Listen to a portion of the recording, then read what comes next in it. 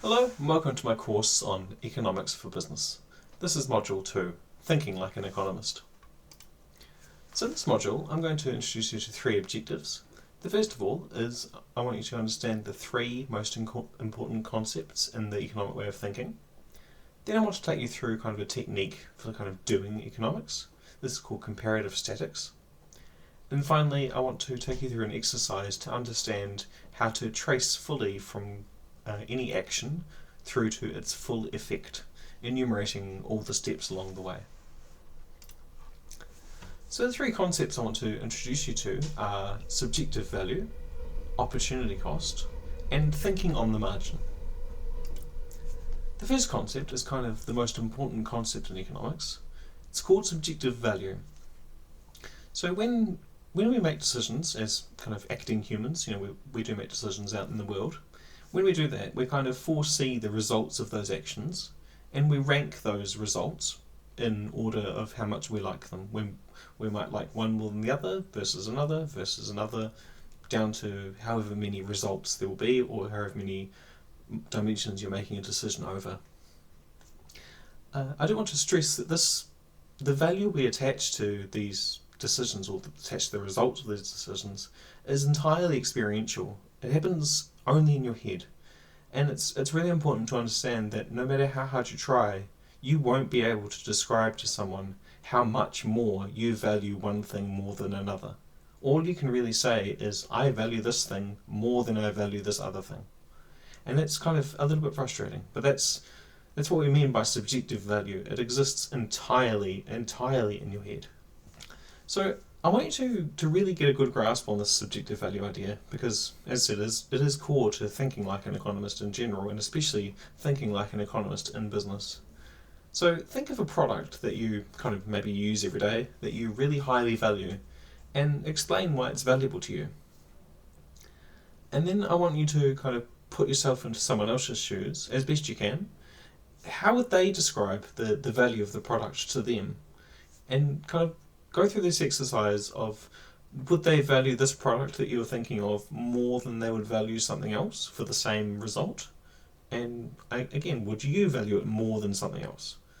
And share your thoughts in the community forum that we've got on the school page, because it'll be really interesting to see how well kind of you guys are thinking subjectively in your own terms and then understanding that everyone else is thinking differently and thinking in terms of the things they're experiencing. The next concept I want to run through kind of very quickly is this idea of opportunity cost.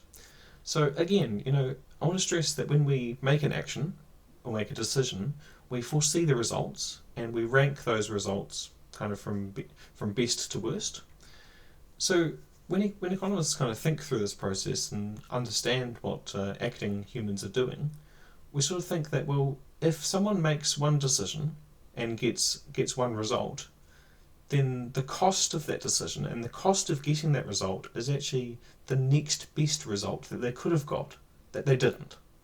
But it's a really long way around of saying that there's this non-financial cost to making any decision, and it's this idea that you've lost the opportunity to make another decision. And so we call that the opportunity cost. And it's going to be defined kind of as the next best result that you have forgone because you took your chosen action. So I used to have a high school teacher kind of a few years ago, and he always said that the opportunity cost is the opportunity lost. And that's kind of, 6 words, puts a really important concept into a really easy way to understand it. And the more and more you unpack this kind of these 6 words, the deeper understanding you'll get of this idea of opportunity cost. So I want to run through an example of opportunity cost because it's important to understand that it kind of comes from this idea of ranking options versus each other, and then the opportunity cost is always going to be the next best option. It's always only one thing. You can't have multiple opportunity costs. So I've made up this story. We've got a made up couple. They want to go on holiday. They've had a bit of a meeting and they've decided that they have at least 3 options for a holiday. They probably have a lot more, but 3 is enough for this exercise. And so their best option, the one they both like the best, is that they want to go to Japan. So I've represented that by some architecture here. then the next best option is going to be baseball. So there's a man playing baseball. And then the third best option is that they would go to a carrot farm. We don't judge people for what they want to do. So, if they go to Japan, then their opportunity cost is they can't go to baseball. Notice they also can't go to the carrot farm, but because baseball is the next best option compared to Japan, then that is the opportunity cost. Next, if they choose baseball, then they can't go to the carrot farm. Well, actually, they also can't go to Japan, but given they are making the decision to go to baseball, that means Japan must be already off the table, because otherwise they would have chosen Japan. And so their next best option is the carrot farm, and so that is now their opportunity cost if they go to baseball.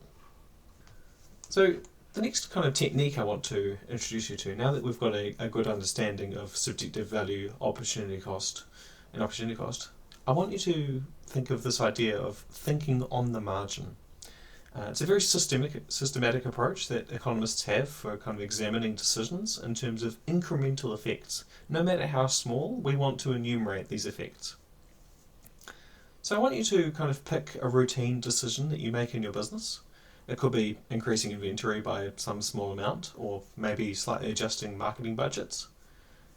If you'd like to, you might like to consider examining the effect of a policy that you might not agree with, or that you might agree with, that's currently in the news cycle, or maybe was in the news cycle many years ago. If you'd rather kind of understand economics from a policy perspective rather than a business perspective. But whichever the case, just think of this one kind of change that's going to happen in the world. And then I want you to think of what is the immediate effect of making this change. The key is I want you to assume that everything else stays constant. And that's kind of a key idea here. We always want to assume that we're only making one change at a time. We're thinking on that one margin. And then I want you to post what you kind of are thinking in the community forum on the school page. We'll see people's answers and we'll begin to get a sense of, okay, this is what thinking on the margin means for this person, this is what thinking on the margin means for me. Where do these ideas kind of meet, and how can we learn from each other? Because I guess this is a key skill you learn as an economist, but you learn it through a long time of experience. You learn it through talking with your colleagues. You learn it through talking with clients who kind of say, no, that's not what I meant, or yes, that is what I meant. It takes some time, so we can kind of have a facsimile of that by talking on the school forums.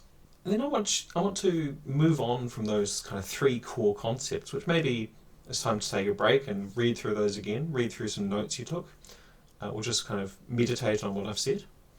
But when you're ready, come back to this, and I'll take you now through this kind of technique that economists have, which is kind of what I always think of it as the way we do economics. And this is literally what we do, kind of fundamentally. It's called comparative statics. Complicated words for a reasonably complicated concept. So what we do is we sit in our comfortable chairs and we kind of come up with two versions of the world in our heads. We have one version where we've made an action or there's been some event, and the other version of the world is where the world is the case before we've made the decision or the event has happened. And then we kind of compare those two states, comparative statics, and we ask, what is different? And for whom is it different? You bring in this idea of subjective value, opportunity costs, and also thinking on the margin. You'll need to really keep these concepts in mind when you do this exercise, because it's really key to understanding what we're doing and understanding what the effects of any actions we take are. Finally, now that we've got this technique and we've got our three concepts, let's kind of mash them all together. Let's kind of build this system where we can understand the world in a new way. And I think of this as kind of tracing actions to their full effects. And I'm probably not the only person who thinks this, but I really believe that this is the single most important skill an economist has, and it's the single highest value skill we have. If you can master this, you'll be in a very, very good place as a business person, or even just as a layperson wanting to understand the world a bit better. It takes a long time to understand and master, and actually most professional economists maybe even all professional economists get this wrong on pretty much a daily basis. But when you do get it right, you create a huge amount of value. So, as I said in the kind of the beginning of this whole course has come out of kind of my decade-ish or so of being an economist, my experience, and I've tried to reflect and come up with as much of a framework as I can for passing on my knowledge and passing on my experience. I've come up with this one for kind of tracing the full effects of an action in the world. So we'll run through it together. So step one, I want you to just imagine some things. I want you to identify the current state of the world. I want you to have a clear snapshot of what your current situation is or your current context. It could be your business environment, it could be like a specific operational state, or it could be just general kind of market conditions. So, I'm recording this in late 2024. I'm in New Zealand. Market conditions are kind of bad. We've got Christmas coming up. We've got quite high unemployment. House prices are kind of high but falling. So that's the current context that kind of I'm working within at the moment. And it'll be interesting to understand yours. In step two, I want you to scope the decision.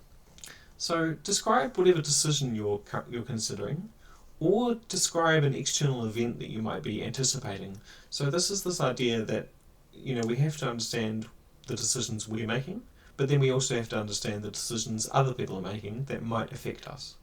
So it could be a price change, which is your decision, or it could be there might be a new competitor that's entering the market, which is someone else's decision, or it could be an investment in new technology, which maybe combines these two ideas. It's your decision to buy it, but it's also someone else's decision to produce it and train you to use it. And I want you to write down all of the actions you will need to take in order to kind of implement this decision, kind of from this ideation phase to having the new decision made. Write down everything you'll need to do. Next, I want you to analyse each of these actions one after the other. Importantly, at each stage, I want you to assume that you've taken one action and nothing else has changed. So that's this kind of thinking on the margin. So at each stage, I want you to ask, what is the effect if I take this action, assuming everything else is equal, or assuming nothing else has changed? So that's important. And I want you to really, really remember, you're using this idea of thinking on the margin. And this also means that if you think an effect is small and it doesn't matter, you're actually wrong. Small effects can matter because they might be small for you, but they might be really big for someone else. And that's this idea of subjective value. That's kind of a practical application of it. And it's also important to understand every step, every reaction and everything that follows from a decision that you make. Then step 4 is kind of consider other people's reactions. So assuming you take this one action and assuming nothing else changes, then how will other people respond to this? And I guess it is a strange way of framing it because you are assuming nothing else changes, but you're kind of anticipating what's going to change, right? So how will other people respond to this one action you've taken? In step 5, basically you go through step 3 and 4 for each of the decisions each of the actions that you noted in step 2. So if you might want to use some either a notepad or some sticky notes. I think sticky notes might be quite interesting, and that's a good way to visualize this sort of exercise. Put the steps on sticky notes on a whiteboard or something, and then all the actions, and go through one at a time. And then you can move the sticky notes around and play with them, and it should be a good tactile way to understand this. So what we'll do is we'll go through a worked example together. Again, we'll use this case study of Great Beer Guys, and the case study is kind of at the bottom of this page. Again, it's also on the bottom of the first page in Module 1, if it's there. So for Great Beer Guys, let's start with step 1. Let's identify the current state of the world. Well, in the case study, I made it quite kind of purposely simple. Reggie owns a brewery in Portland, so we know he's in the USA. His current kind of context is that he wants to expand production. And another part of his context is that he faces uncertain costs. And then his decision is kind of expanding production. What's he going to do? He wants to build or lease a new premises. So that's the scope of the decision. So I guess what I think of when I'm thinking like Reggie would, what would I need to do to secure a new premises and expand production? Well, I probably need to lease a new facility. I need to buy some additional equipment. I need new vets. I need new testing equipment. Need new safety equipment. I'll need to hire some more staff, and probably I'll need to increase the quantity of ingredients I buy. And I'm not a brewer, but even I understand that these kind of 4 actions probably aren't quite enough yet. There will be many more, but let's just stick to 4 because that's already quite a few actions to kind of go through together. So, step 3. Now we want to analyse each of the actions, one after the other. And at each stage, we're thinking on the margin, and we're saying, assuming nothing else changes.